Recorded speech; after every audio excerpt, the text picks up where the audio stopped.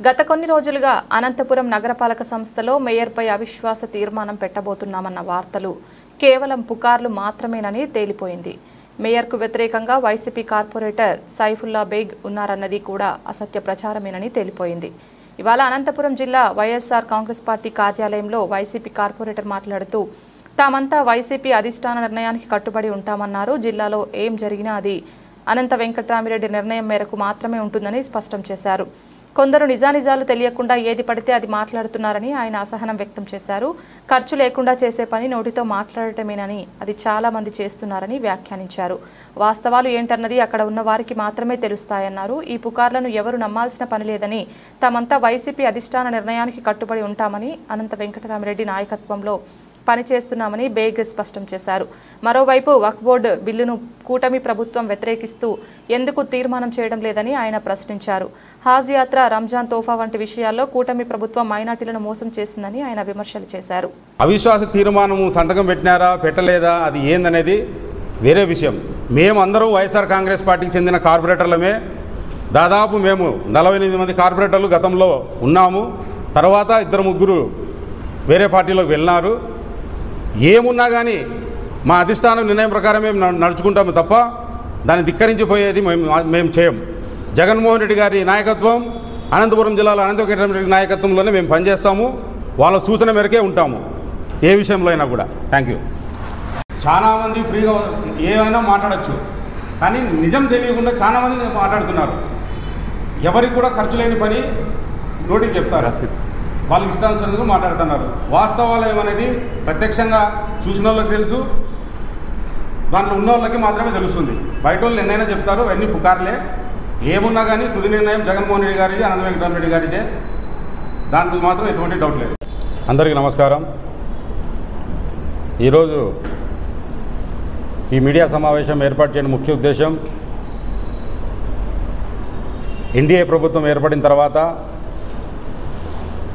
మైనార్టీల హక్కులను కాలరాసేదానికి తెచ్చిన కొత్త చట్టం వక్ఫ్ బోర్డు బిల్లు 2024.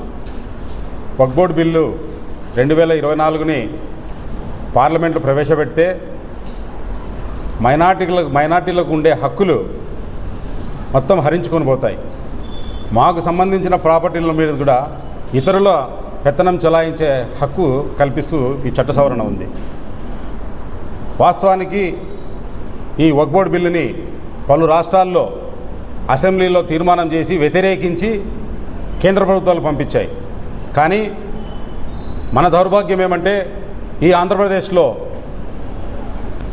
ముఖ్యమంత్రి చంద్రబాబు నాయుడు గారు కానీ, డిప్యూటీ సీఎం పవన్ కళ్యాణ్ గారు కానీ, అలాగే మా మైనార్టీ రాష్ట్ర మంత్రి అయిన ఫారూక్ గారు కానీ దీని మీద ఎటువంటి ఆలోచన లేకుండా నిమ్మకు నీరెత్తినట్టు గమ్మగున్నారు. అంటే మీరు మైనార్టీ ప్రజలకు ఏం చెప్పదలుచుకున్నారనేది నేను ఈ సభాముఖంగా మీకు అడుగుతున్నా. మా హక్కుల్ని కాపాడండి. ఈ రాజ్యాంగ సవరణ ఏర్పడితే ముస్లింలకు రాజ్యాంగపరంగా ఉన్న హక్కులపై దాడి చేసిన వాళ్ళుగా మీరు నిలిచిపోతారు చరిత్రలో.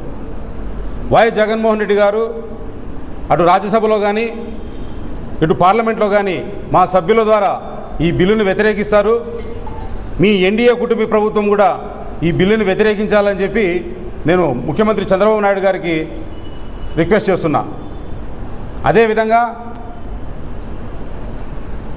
హజ్ యాత్రకు వెళ్ళే హజ్ యాత్రికులు గతంలో ప్రభుత్వం ఈ ఆంధ్రప్రదేశ్ విడిపోయిన తర్వాత ఆంధ్రప్రదేశ్ నుంచి కూడా విజయవాడ గన్నవరం ఎయిర్పోర్ట్ నుంచి హజ్కి వెళ్ళే వాళ్ళకి ఎంబార్కేషన్ పాయింట్ ఉన్నింది.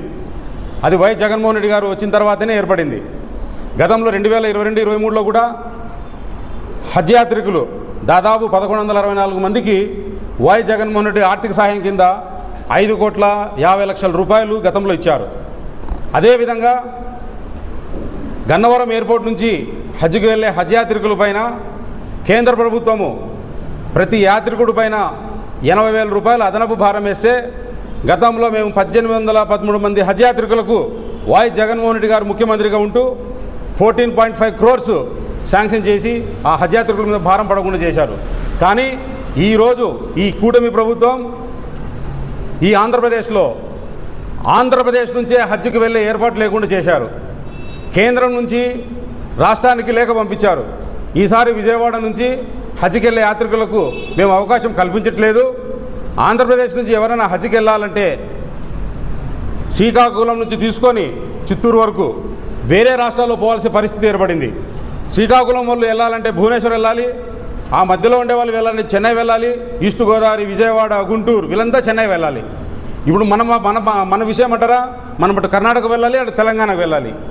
అంటే హజ్ యాత్రికుల గురించి కూడా మీరు ఆలోచించకుండా అంత బిజీగా ఉన్నారా ఈ కుటుంబ నాయకులని ప్రశ్నిస్తున్నా. హజ్ అనేది ప్రతి ముస్లిం వ్యక్తి జీవితంలో ఒకసారి చేయాల్సిన ముఖ్యమైన యాత్ర అది. దానికి మీరు ముస్లింలకు ఓటు బ్యాంకుగా వాడుకోకుండా వాళ్ళకు కల్పించాల్సిన సదుపాయాల విషయంలో కూడా ఆలోచిస్తే బాగుంటుందని చెప్పి నేను మీ దృష్టికి తెస్తున్నాను. ఇంకా టైం ఉంది. ఖచ్చితంగా విజయవాడ గన్నవరం నుంచి హజ్కి వెళ్ళేందుకు మీరు ఎంబార్కేషన్ పాయింట్ ఏర్పాటు చేయాలని చెప్పి నేను చంద్రబాబు నాయుడు గారిని కోరుకుంటున్నాను. అదేవిధంగా గతంలో వైఎస్ జగన్మోహన్ రెడ్డి గారి ప్రభుత్వం ఉన్నప్పుడు ఈ టీడీపీ మైనార్టీ నాయకులు గల్లీ గల్లీ తిరిగి మేము రంజాన్కు తోఫా ఇచ్చాము, రంజాన్ తోఫా ఇచ్చినాము, రంజాన్ కానుక ఇచ్చినా అని చెప్పి దబాయించి తిరిగినారు. అయ్యా, ఇంకా రంజాన్ కేవలం 10 రోజులుంది. ఎక్కడుంది రంజాన్ తోఫా? ఈ కూటమి ప్రభుత్వంలో ఉండే పెద్దలని, తెలుగుదేశంలో ఉండే మైనార్టీ నాయకుల్ని నేను సూటిగా అడుగుతున్నా, రంజాన్ తోఫా ఎక్కడుంది? గతంలో మమ్మల్ని ప్రశ్నించిన వాళ్ళు ఈరోజు మీ నాయకుడిని ప్రశ్నించండి, మీ పవన్ కళ్యాణ్ని ప్రశ్నించండి. రంజాన్ తోఫా ఎప్పుడు ఇస్తున్నారు? అంటే ప్రభుత్వంలో లేనప్పుడు ప్రభుత్వంలో వచ్చేందుకు ఎన్నైనా అబద్ధాలు ఆడతారనేది ఒక నిదర్శనం ఇది కూడా. కాబట్టి నేను ఒకటే అడుగుతున్నా, ఈ ప్రభుత్వం కూటమి ప్రభుత్వం పెద్దలకందరికీ నేను ఒకటే విన్నపం, ముస్లింలను ఓటు బ్యాంకుగా వాడుకోవద్దండి. ముస్లింలకు రావాల్సిన హక్కుల్ని కానీ వాళ్ళకు కల్పించాల్సిన సదుపాయాలు కానీ ఖచ్చితంగా కల్పించాలని చెప్పి కోరుకుంటున్నాను. Thank you.